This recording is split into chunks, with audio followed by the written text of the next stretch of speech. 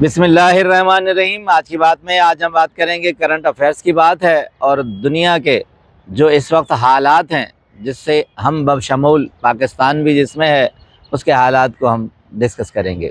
یعنی ایران امریکہ and Israel وار۔ ایک طرف ایک بلاک ہے جو یورپین بلاک جیسے ہم کہتے ہیں کہ امریکہ اسرائیل ہے، اور دوسری طرف اکیلا ایران کھڑا ہے۔ 26 فروری 2026 کو امریکہ نے جنگ کا اعلان اپنے میزائل سے کیا، اور انہوں نے کم و بیش 100 سے زائد میزائل داغ دیے، اور ان میزائلوں میں سب سے بڑا نشانہ ایران کے خامنائے تھے، اور اس کے ساتھ ان کی پوری بٹالین تھی جس میں چیف آف آرمی تھے، ان کا گھر تھا اور ان کے گھر کے افراد تھے۔ حیرت کی بات یہ ہے کہ اتنی بڑی سیکورٹی کے باوجود یہ سیکورٹی لیپس کس طرح ہوا؟ ان کے اپنے آدمی نے ہی غداری کی، اور وہاں امریکن یہ سمجھ گئے کہ ہم نے ایران کو مات دے دی ہے، اور انہوں نے ایران کے بادشاہ سلامت کو، صدر کو مات دے دی۔ مگر یہ ایک فیز تھا، ایک خیال تھا۔ امریکہ یہ سمجھ رہا تھا کہ جس طرح ابھی ریسنٹلی میں نے وینزویلا کے صدر کو ڈائریکٹ چھاپہ مار کمانڈوز کے ذریعے گرفتار کروایا ہے، اور اس پر مملکت پر ہم نے مسلط ہو کر اپنی ڈومیننسی اختیار کی ہے اور رجیم چینج کر دیا ہے، اسی خیال سے ایران میں ان کے صدر کو مات دے کر انہوں نے یہ سمجھا کہ ہم وینزویلا کی طرح اس پر سبقت حاصل کر لیں گے۔ مگر یہ خیال ان کا غلط نکلا، کیونکہ جس طرف چیف آف آرمی ان کی کریم، ان کے صدر فوت ہو گئے اور وہ ایک طرف بے بس ہو گئے، مگر انہوں نے اپنا حوصلہ نہیں ہارا۔ ایک فیز یہ تھا کہ وہ اپنے صدر اور اپنی کریم کے ساتھ بے بس تھے، تو دوسری طرف وہ اپنی قیادت کے ہاتھوں اس طرح بے بس تھے کہ کس کو قیادت کو رکھا جائے۔ مگر دوسرا فیز یہ آیا کہ انہوں نے اپنی قیادت سامنے لائے، خامنائی ورسس خامنائی، اسی بیٹے کو لے آئے، اور اس نے یہ اعلان جنگ کر کے اپنی کانفیڈنس کے ساتھ کہا کہ میں اپنے باپ اور ملک کا بدلہ ضرور لوں گا۔ یہ دوسرا فیز، جہاں امریکہ کا یہ خیال تھا کہ وہ رجیم چینج کر دے گا، مگر وہ رجیم چینج نہیں ہوا۔ اس کے بعد انہوں نے جو اسباب اور ریزن دیے تھے کہ اگر ہم ایران پر حملہ نہ کرتے تو وہ ہم پر حملہ کر دیتے، وہ بھی ریزن نہیں رہا۔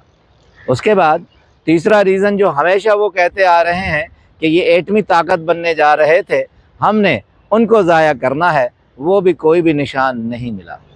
اس کے برعکس امریکہ کو بہت بڑا نقصان جو اب تک 13 دن کی جنگ میں ہوا ہے، کیا ہوا ہے؟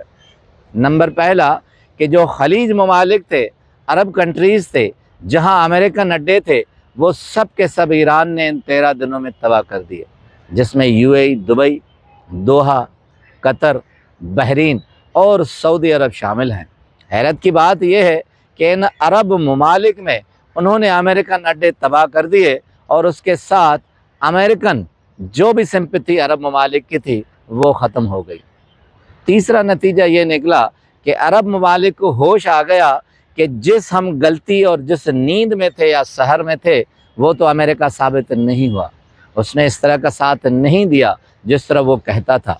انہوں نے اپنے ریسورسز گنوائے، تیل گنوایا، نقصان ہوئے، بربادی ہوئی، ان کی فلائٹس تک مطروب ہو کر رہ گئی، مگر امریکہ نے ان کو اس طرح کا ساتھ نہیں دیا جس طرح وہ زبانی کلامی کہتا تھا۔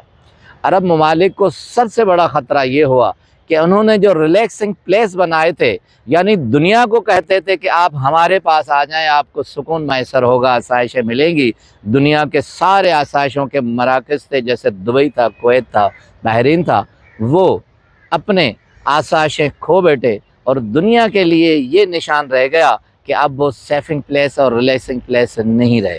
ان کی اپنی اکنامی تباہ ہو گئی، ان کی اپنی کریڈیبلٹی تباہ ہو گئی، اور جو تعلقات یورپ کے ساتھ اور امریکہ کے ساتھ تھے وہ ختم ہو گئے۔ اہم بات کہ UAE کے ایک بہت بڑے بزنس مین نے ایک خط لکھا ٹرمپ کو کہ آپ کو کس نے کہا تھا کہ یہ جنگ چھیڑیں اور ہم اس مصیبت میں آپ پھنسے۔ اس کے بعد کوئی جب چارہ نہیں رہا امریکہ کو، تو انہوں نے ان 13 دن کی وار میں 2 دن پہلے یہ اعلان کر دیا کہ ہم نے اپنا ہدف حاصل کر لیا ہے، ہم جنگ ختم کر رہے ہیں۔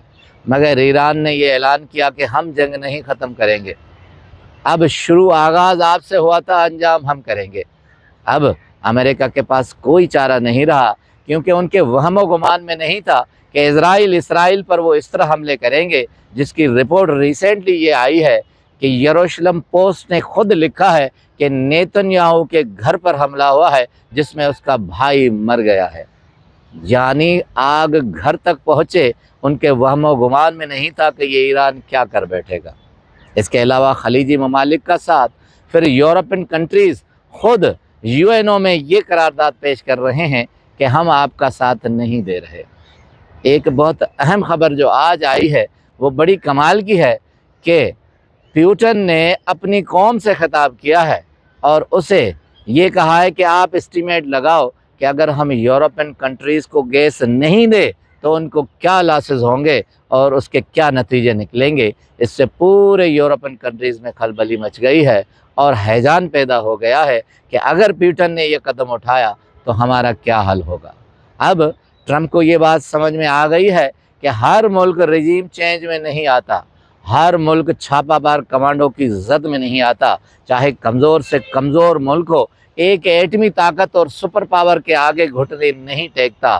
یہ جو ملک ہے یہ انقلاب کا ملک ہے۔ انقلاب ایران 1989 میں جو ہوا تھا، اس پر سبت حسن نے لکھا ہے کہ اس انقلاب میں جو کہ اپنے اندر میں ایک مضبوط طاقت تھا، انہوں نے حوصلہ نہیں ہارا تھا۔ اب ایک حیرت کی بات، جہاں ان کے صدر، چیف آف آرمی اور ساری فورس چلی گئی، مگر انہوں نے 3 چیزیں اپنی برقرار رکھی۔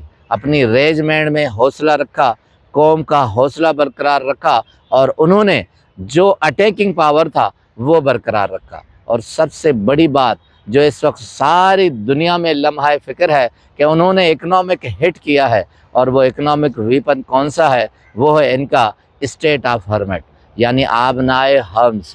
انہوں نے جو تیل کا راستہ ہے دنیا میں 20% تیل جو جاتا ہے وہ انہوں نے بند کر دیا ہے، یعنی معاشی شہرت پر انہوں نے ہاتھ رکھ دیا ہے۔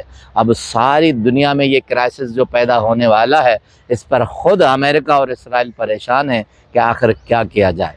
بارہا دھمکیاں، بارہا غلط نیوز پیش کرنے کے باوجود ایران نے اکیلے ملک ہو کر حوصلہ نہیں ہارا، اور حالت اسرائیل کی یہ ہو گئی ہے کہ انہوں نے اپنے ہی ایجنسیوں کو منع کر دیا ہے کہ تل ابیب میں جتنی تباہی ہوتی ہے اس کو روکیں، یہ خبر باہر نہ ہونے دیں۔ کل تک جو غزہ میں جس طرح حالات ہوتے تھے، یہی تل ابیب کے لوگ ہنستے تھے، آج وہ رو رہے ہیں۔ اب تک جو بھی صورتحال آئی ہے اس میں 2000 سے زائد لوگ مر چکے ہیں، جس میں لبنانیز بھی ہیں، ایران بھی ہیں، اور حیرت کی بات ہے، افسوس کی بات ہے کہ 1000 سے زائد بچے ہیں جو کہ جس کو امریکہ نہیں مانتا کہ میں نے یہ نہیں کیا جان بوجھ کر، مگر اس میں وہ مر چکے ہیں، شہید ہو چکے ہیں۔ اب آخری کنکلوژن یہ ہے کہ 3 شرائط ایران نے رکھی ہیں۔ وہ کہتا ہے اگر سیز فائر کرنا ہے، جنگ بندی کرنی ہے تو 3 مطالبات مانے جائیں گے، ورنہ ہم نہیں سیز فائر کریں گے۔ 3 کون سے ہیں؟ نمبر پہلا، جنگ میں جتنا بھی نقصان ہوا ہے اس کا ازالہ امریکہ اور اسرائیل کرے گا۔ اس کے بعد ان کے حقوق تسلیم کیے جائے، خود مختاری مانی جائے، یعنی جو بھی ان کے پر پابندیاں ہیں وہ پابندی ان پر ختم کی جائے۔ تیسرا اور آخری ان کا مطالبہ ہے کہ اگر آپ سیز فائر کرتے ہو تو بڑی عالمی طاقتیں اس کی گواہی دیں اور وہ ساکھ دیں، وہ کہیں کہ ہم دوبارہ آپ پر حملہ نہیں کریں گے، ان کی گارنٹی ہوگی تو ہم اختتام کریں گے۔ اور اسی کے ساتھ پورے یورپ میں لمحہ فکر ہے کہ اب کیا کیا جائے، کہ آغاز تم نے کیا تھا، اختتام وہ کریں گے۔ حضرت علی رضی اللہ تعالیٰ کی ایک کوٹیشن ہے، قول ہے نہج البلاغہ سے، کہ جس دن جس قوم نے اپنے ہاتھ سے تلوار پھینک دی، اس قوم کے اپنی عزتوں میں دشمنوں کے ہاتھ ہوں گے، مگر ایران نے تلوار، ہتھیار اور اپنا ذہن نہیں پھینکا، اس لیے انہوں نے اپنی عزت قائم کر لی ہے۔ مشاہد حسین صاحب کا ایک جملہ بڑا کمال ہے کہ عالمی تاریخ میں ایران نے ایک نئی تاریخ رقم کر دی ہے کہ وہ اکیلا یورپین بہت سے ممالک اور عرب ممالک کے بیچ میں کھڑا ہے، اور وہ بڑی بہادری کے ساتھ لڑ رہا ہے۔ آپ کا بہت بہت شکریہ۔